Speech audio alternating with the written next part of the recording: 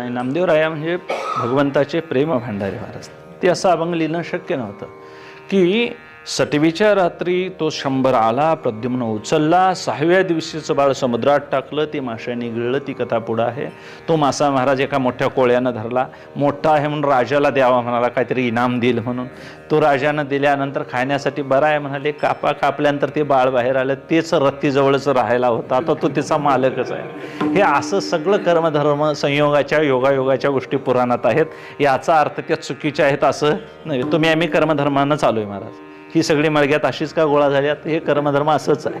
कुणास तरी कुणी द्यायचं आहे, कुणास तरी कुणी घ्यायचं आहे, म्हणून ही सगळी एकत्र आलेली आहे. कुणाचाही हिशेब महाराज देव चुकवत नाही. प्रत्येकाचं कर्म ज्याच्या त्याच्या रूपानं सेवा करतंय.